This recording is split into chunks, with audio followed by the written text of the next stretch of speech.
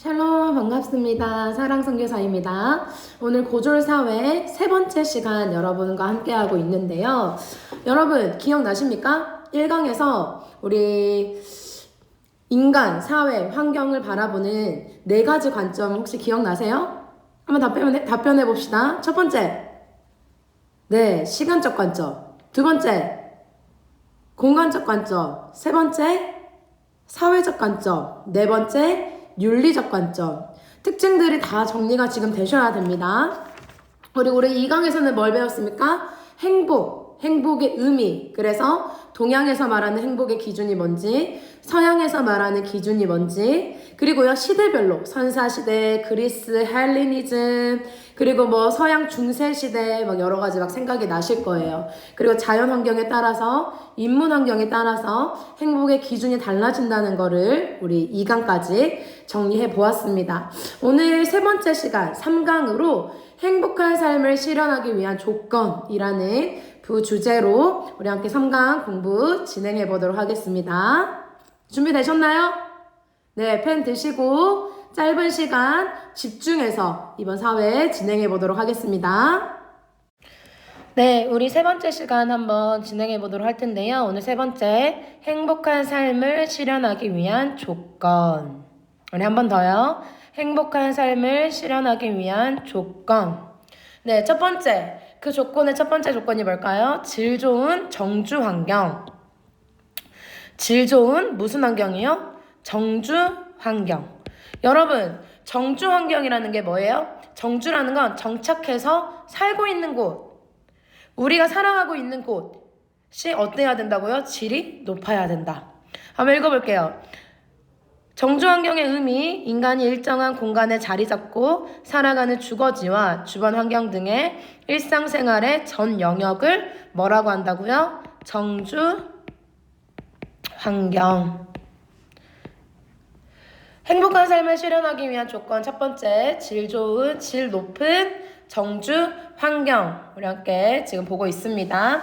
이 정주 환경이라는 건요, 어떤 환경일까요? 일상생활의 전 영역. 그럼 어떤 영역이 있을까요? 주거. 그리고요, 문화, 여가, 자연환경 등 이곳이 어때야 돼요? 일상생활의 전 영역, 이 영역이 질 높은 곳이 되어질 때 질 높은 정주 환경이다 라고 이야기합니다. 인간이 행복한 삶을 영위하고 의식주와 같은 기본적인 삶의 문제를 해결하기 위해 반드시 필요하다. 이 정주 환경이 필요한 이유에 대해서 설명하고 있죠. 사람들이 살아온 역사를 담고 있는 공간은 인간의 행복과 밀접하게 관련되어 있다. 그러면 이런 질 높은 정주 환경이 되기 위해서는 어떤 조건들을 가지고 있는지요? 한번 봅시다. 자연환경은 어떤 곳이어야 돼요? 쾌적하고 깨끗한 자연환경이 되어져야 한다. 인문환경으로는요, 여기 한번 우리 별표 치고 외웁시다. 인문환경에는요, 편리한 교통, 통신시설, 그리고요, 정치적으로 안정된 곳, 그리고 높은 수준의 교육과 의료 혜택이 보장되어진 곳, 문화 예술 공간의 시설이 잘 갖추어진 곳이라고 이야기합니다. 한 번 더요. 질 높은 정주 환경의 특징은요, 안락하다. 안락한 곳. 그리고 두 번째로는 위생시설을 봐야 하고요. 세 번째로는 교육시설. 그리고 네 번째로는 어때요? 집 주변에 병원, 의료시설. 그래서 정서적인 유대감을 느끼게 하는 곳이 한마디로 질 높은 정주 환경이다 라고 이야기합니다. 여러분들은 고향이라는 단어를 생각하면요, 생각나는 것이 무엇입니까? 고향, 따뜻함 또는 뭉클함. 질 높은 정주 환경이라고 떠오르면요, 안락한 곳, 위생시설이 되어 있는 곳, 교육시설이 있는 곳, 의료시설이 있는 곳. 네, 이렇게 한번 여러분들이 정리해보면 좋겠어요. 자, 그 다음에 질 높은 정주 환경 조성을 위한 방안으로 어떤 방안들이 있는지 한번 봅시다. 한번 읽어볼게요. 산업화 이전에는 자연환경에 순응하며 살아왔다. 산업화 이후에는요, 자연을 탐구하고 개발하여 삶의 질을 높이는 정주 환경을 만들기 위해 노력하였다. 여기 나오죠. 오늘날은 국가가 살기 좋은 정주 환경을 위해 다양한 정책을 실시한다. 그래서 여러분, 이사할 때 많은 분들이 어떤 걸 많이 봅니까? 앞에서도 한번 정리를 했는데, 첫 번째로는요, 중요한 거를 편리함 확보. 그래서 주택이 개발되어지는 곳, 대중교통이 편리한 곳을 많이 찾죠. 그 다음에요, 교육과 의료. 교육시설, 자녀교육, 그리고 의료시설을, 의료시설이 잘 준비되어져 있는, 배치되어져 있는 곳들을 찾지요. 세 번째로는요, 삶의 질을 개선할 수 있는 곳.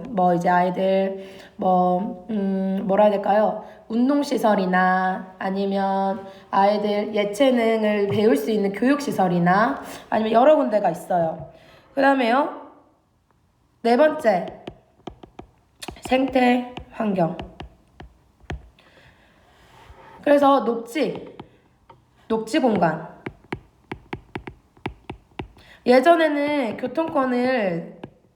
교통권이 발달된 곳을 더 위주로 찾았대요. 이걸 다른 말로 뭐라 하냐면 역세권.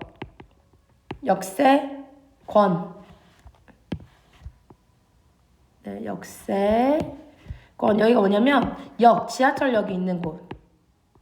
근데 지금은요, 다른 말로 지금은 뭐라고 하냐면 숲세권이라고 한다네요. 숲세권. 녹지 공간이 있는 곳, 여유를 찾을 수 있는 그런 곳을 더 사람들이 많이 찾는다고 해요. 이렇게 해서 편리함의 회복, 교육과 의료시설이 갖추어진 곳, 삶의 질을 개선할 수 있는 곳, 생태환경이 있는 곳, 누릴 수 있는 곳, 이 네 가지 조건이 충족되어질 때 질 높은 정주 환경이다 라고 이야기할 수 있다고 합니다.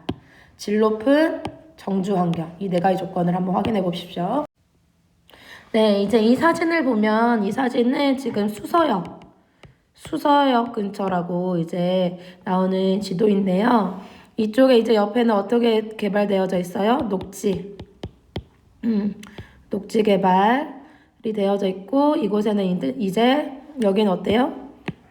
교통들이 발달되어져 있고, 운전동시 개발 사업, 그리고 여기 동남권 유통단지, 이렇게 해서 개발단지로 이렇게 교통이 발달되어져 있고, 녹지가 개발되어져 있고, 그리고 여기 개발 사업 여러 가지가 이제 주택가들이 여기 이렇게 개발되어져 있는 이런 여러 가지가 이제 복합적으로 발달되어지기 위해 한 자리에 모인 곳, 대표적으로 수서를 제가 이제 가지고 왔는데요. 이런 곳이 바로 뭐예요? 시험에 나오진 않을 거예요. 그런데 정주 환경, 질 높은 정주 환경에 대해서 이제 알려주고자 이 사진을 가져왔는데, 이런 곳을 질 높은 정주 환경의 예시로 볼 수 있을 것 같습니다. 네, 그 다음 한번 이제 우리 두 번째 행복한 삶을 실현하기 위한 조건의 두 번째 조건이 무엇이 있는지 한번 보도록 하겠습니다. 네, 두 번째로는 지금 뭐예요? 경제적 안정. 첫 번째가 뭐라고요? 질 높은 정주 환경. 두 번째는 경제적 안정. 네, 경제적 안정의 필요성 한번 보세요. 경제적 안정이 왜 필요해요? 경제 성장을 통해 국민의 소득이 증가하더라도 국민의 삶의 질이 반드시 높다고 할 수 없기 때문에 국민의 행복 증진을 위해서는 경제 성장뿐만 아니라 경제적 안정이 보장되어져야 한다. 그래서 왜냐하면요, 경제적 안정이 있어야지만 기본적인 생계 유지가 되어지죠. 그리고요, 그런 국민들의 필요를 충족할 수 있고 건강관리가 가능하다. 그래서 행복하기 위한 그 조건 중에 두 번째로 경제적 안정을 이야기해요. 자, 그럼 봅시다. 안정의 요건. 그럼 어떻게 안정적으로 되어질 수 있는지 한번 본다면, 일자리를 확대하여 고용의 안정을 이루고 최저임금제를 통해 일정 수준의 이상의 소득을 보장해야 한다. 여러분, 맹자가 이런 말을 했대요. 맹자가 항산이라는 이야기를 했대요. 이게 뭐예요? 항상 무언가를 생산해야 된다. 고용의 중요성에 대해서 얘기하죠. 경제적 안정에 대해서 얘기를 하고 있어요. 자, 그 다음에 두 번째로는 질병, 실직 등 경제적 어려움을 겪는 사람을 위해 사회복지제도를 확대해야 된다. 이건 다른 말로 뭐라 해요? 복지 확충. 복지제도를 넓혀야 된다라고 이야기해요. 사회의 안전망을 우리 국민에게 제공해야 한다라고 얘기하죠. 세 번째로는 사회 구성원들이 상대적 박탈감을 느끼지 않도록 경제적 불평등을 해소해야 된다. 세 번째, 경제적 불평등을 해소해야 된다. 여러분, 여기서 말하는 경제적 불평등, 이걸 다른 말로 뭐라고 얘기해요? 소득의 양극화. 이거 다른 말로 뭐라고 해요? 빈부격차. 빈부격차가 심함을 줄여야 된다라고 이야기하는 거예요. 근데 이게 빈부격차가 심해지면 심해질수록 뭘 느껴요? 상대적 박탈감을 느껴요. 예를 들면 이런 거예요. 나는 라면을 먹는데 내 친구는 스테이크를 먹는 거야. 상대적 박탈감을 느낄 수 있죠. 이런 것들을 해소하기 위해서 경제적 안정을 진행해야 된다. 안정을 시켜야 한다. 이게 바로 행복한 삶의 기준이 되어질 수 있다라고 이야기를 합니다. 네, 첫 번째 질 높은 정치 환경에 대해서 배웠고요. 두 번째는 경제적 안정. 그리고 세 번째는요, 민주주의의 실현.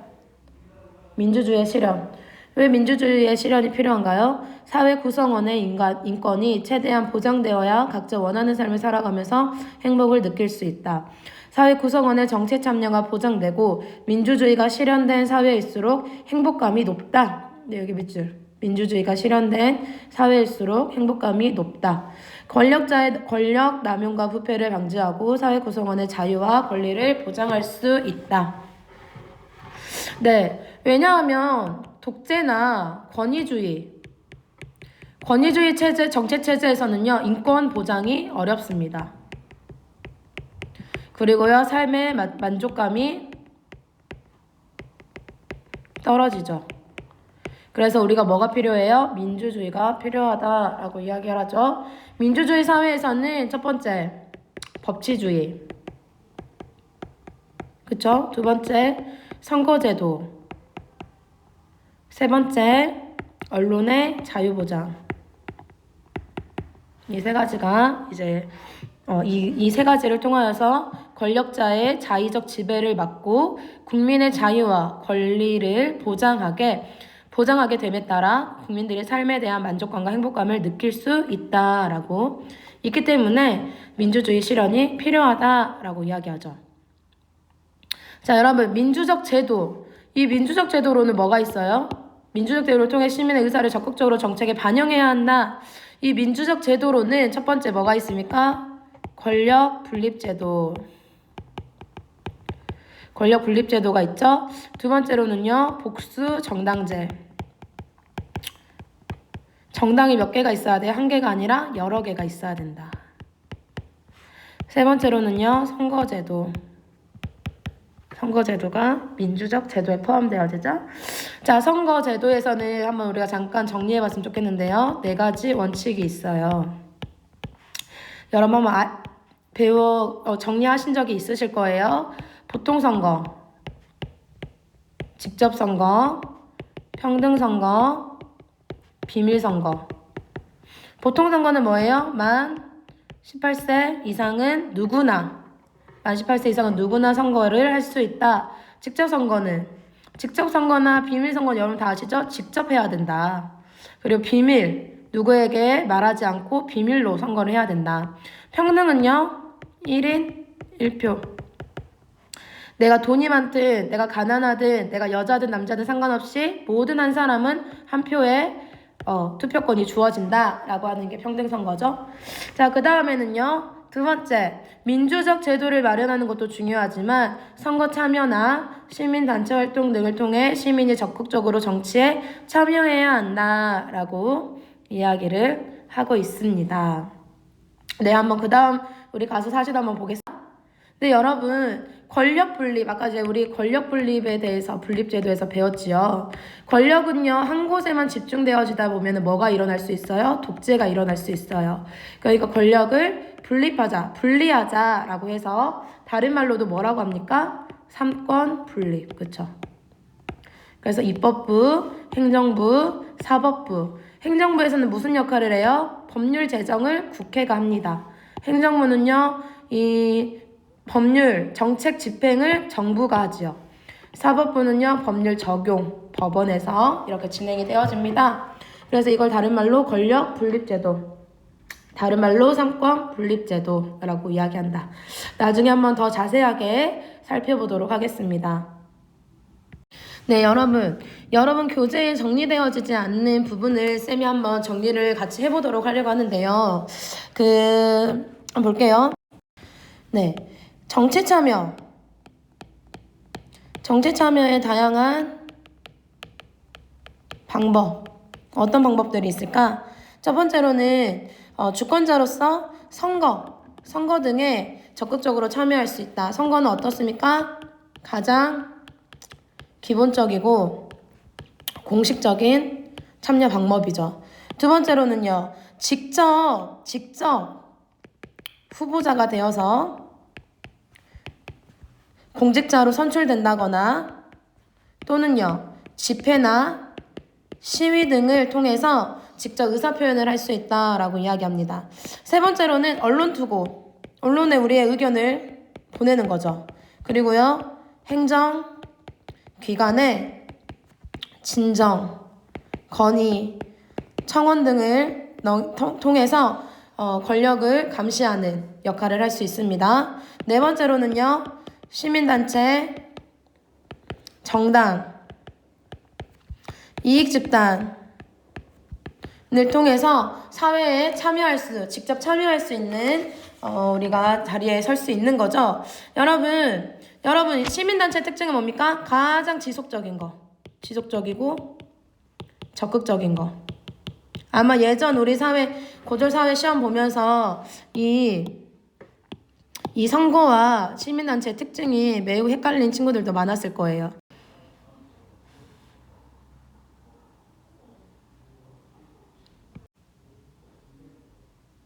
네, 그리고 정당, 그리고 이익집단 특징이 뭐예요? 공익보다는 본인들의 사익을 더 추구하는 그런 노조나 의사협회, 변호사협회 그런 곳이 이런 단체들을 통하여서 우리가 정치 참여에 다양하게 참여할 수 있다라는 거죠. 선거를 통해서 그리고 직접 후보자가 돼서 선출이 되거나 집회나 시위를 하거나 언론 투고, 행정기관을 건의하거나 청원을 하면서 또는 시민단체, 정당, 이익집단에서 활동을 하면서 정치에 참여할 수 있다라는 방법들이 있었습니다. 네, 여기서는요, 이 사진에서는 우리가 뭘 볼 수 있냐면 우리가 민주주의와 행복의 관계가 어떤지 이 표에서 어떤 걸 볼 수 있냐면요, 민주주의와 행복의 수준이요 동일하게 높다라는 걸 볼 수 있어요. 노르웨이, 그리고요 아이슬란드, 스웨덴, 여기도 뭐예요? 행복 수준이 10위권 안에, 전 세계 10위권 안에 들지요. 그리고요 덴마크가 1위네요. 여기 한번 쭉 보시면 이 표를 통해서, 이거는 이제 이코노미스트 국제연합에서 이제 통계 자료로 사용되어지는 표예요. 문제를 내기 위해서 만들어낸 표가 아니라 통계 자료입니다. 여기서 제가 이 문제를 먼저 가져온 이유는 민주주의와 행복의 그 관계가 밀접하게 있다라는 걸 보여주기 위해서예요. 그래서 민주주의가 높을수록 행복의 지수도 높다라는 걸 우리가 이 표에서 확인할 수 있습니다. 그럼 이 문제를 한번 확인해 볼까요? 다음 표에 대한 분석으로 옳은 것은 민주주의와 행복은 관계가 없다? 아니죠. 주로 독재국가의 행복지수가 높게 나타난다? 아니죠. 대체로 민주주의 지수 순위가 높을수록 행복지수도 높다. 맞죠? 네, 이렇게 해서 이런 문제를 우리가 또 해결할 수 있을 것 같습니다. 네, 그 다음에 마지막으로 봅시다. 첫 번째 뭐였어요? 기억나세요? 정주환경. 질 높은 정주환경. 두 번째는요, 경제적 안정. 세 번째로는요. 세 번째 뭐였어요? 민주주의의 실현. 그리고 네 번째 마지막 도덕적 실천과 성찰이라는 이제 행복의 조건으로 들어가는데요. 봅시다. 이거에 대한 의미가 뭡니까? 삶의 전반적인 문제에 대해 도덕적으로 생각하고 느끼며 행동하는 거. 그쵸? 여기서 말하는 성찰은요, 다른 말로 반성. 여러분, 어떤 사건이 주어졌을 때 성찰이 일어나야지만 실천이 일어날 수 있어요. 그 상황에 대해서 전혀 반성하고 성찰 깨달아지는 것이 없는데 실천할 수 있을까요? 행동으로 옮길 수 있을까요? 그렇지 않다라는 거죠. 도덕적 실천과 성찰의 필요성에 대해서 한번 보도록 할 건데요. 그 전에 성찰, 도덕적 측면에서 자신의 삶에 대해 반성하고 바로잡으며 사회 문제에 대해 살피고 해결하려는 의지를 도덕적 성찰이라고 이야기합니다. 이거가 왜 필요해요? 바람직한 삶에 대한 성찰을 바탕으로 한 도덕적 실천이 중요하다. 공동체의 삶을 위해, 그렇죠? 공동체 굉장히 중요하죠. 제가 우리 리뉴젠 팀과 어떤 얘기를 많이 나눕니까?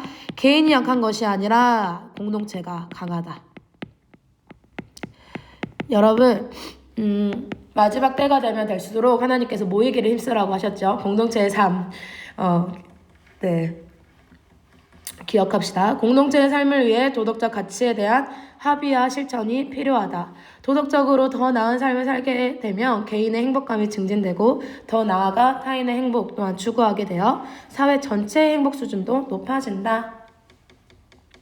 그쵸? 자, 그러면 여기 세 번째 3번 별표. 도덕적 실천과 성찰을 위한 방안이 뭐가 있어요? 이 두 단어를 기억합시다. 역지사지. 역지사지 무슨 뜻이에요? 다른 사람의 처지나 입장에서 헤아려 보는 거. 두 번째는요. 관용의 자세. 관용의 자세. 관용은 뭐예요? 상대방과 서로 다른 사고방식이나 행동들을 존중하는 태도가 관용이다. 선생님 집, 저희 집 예전 가훈이 뭐였냐면 관용하고 인내하자라는 가훈이었는데, 네, 타인과 이웃에 대한 입장을 이해할 수 있는 사람이 되어져야 된다. 그리고요, 사회적 약자를 배려하기 위해 기부나 사회봉사 등에도 참여하는 삶을 실천해야 한다라고 이야기를 합니다. 네, 여러분 사회는요 계속 기억을 하시고 그림을 한번 그려보셔야 돼요. 1단원에서 우리 1강에서는 우리가 뭐를 배웠었어요? 인간과 사회 환경을 바라보는 여러 가지 관점. 그래서 우리 처음에 뭐였어요? 시간적 관점. 그쵸? 지금 여러분들이 이렇게 쭉 한번 정리가 되셔야 돼요. 두 번째로는요, 공간적 관점. 세 번째로는요, 사회적 관점. 쌤이랑 같이 계속 따라오면서 이야기를 하셔야 돼요. 네 번째로는 윤리적 관점. 이거 하나하나를 볼 때는 개별적 관점인데 이거를 다 통틀어서 얘기하면 뭐라고 했어요? 통합적 관점. 이게 바로 1강에서 배웠었죠. 그 다음에 두 번째로는 시대에 따라서, 그치? 시대에 따라서, 자연 환경에 따라서 동양과 서양에서 보는 행복의 기준이 다 달랐어요. 그쵸? 동양에서는 뭐가 있어요? 유교가 보는 행복과 불교가 보는 행복과 도교가 보는 행복이 다 달랐고, 그 다음에요, 서양에서는요, 아리스토텔레스가 말하는 것도 달랐고, 에피쿠로스 학파가 말하는 것도 달랐고, 칸트가 말하는 것도 달랐고, 스토아 학파가 말하는 것도 달랐고, 또 벤담은 뭐였어? 다수의 행복, 기억나시죠? 그 다음에요, 선사시대 때 말하는 것도 달랐고, 고대 그리스 시대 때 말하는 거 달랐고, 헬레니즘 다 기억나실 거예요. 이렇게 여러분, 사회는 끝나고 나서 그냥 책 덮고 끝나는 게 아니라 한번 쭉 개념들을 한번 여러분들이 정리하시고, 그리고 뒤에 있는 쏙닥 테스트 풀이를 바로 가셔야 돼요. 그리고 우리가 오늘 뭐 배웠습니까, 여러분? 행복한 삶을 실현하기 위해서 필요한 조건 4가지. 오늘 배운 게 중요해요. 4가지가 있었죠. 첫 번째는요, 질 높은 정주환경. 내가 살아가는 교육시설, 의료시설, 교통 이런 등등. 두 번째로는요, 경제적 안정. 맹자가 뭐라고 했다고요? 항상 무언가를 생산해야 한다라고 이야기했다 하죠. 세 번째로는요, 민주주의 발전.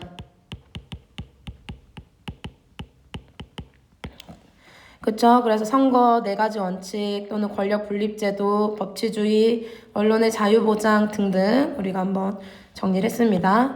4번째로는요. 도덕적 실천. 성찰해야지. 성찰, 반성해야지 우리가 뭐 할 수 있어요? 실천할 수 있다라고 이렇게 얘까지 기억했습니다. 여러분 오늘은 여기까지 마무리를 할 텐데요. 오늘 꼭 부탁드려요. 여러분 오늘 이 시간 끝나고 바로 책 덮고 눕지 마시고 지난 1강부터 2강, 3강 이 1강, 2강, 3강이요. 지금 고졸 사회 1단원입니다. 총틀어서. 그래서 1단원을 쭉 정리하시고 소탁 테스트 풀이하시고 리뷰하시고 모르는 부분이 궁금한 부분이 있다 하시면 사랑쌤에게 카카오톡 메시지로 질문을 남겨주시면 되겠습니다. 여기까지 되셨나요? 네, 그러면 오늘 여기까지 3강 마무리하도록 하겠습니다. 수고하셨습니다.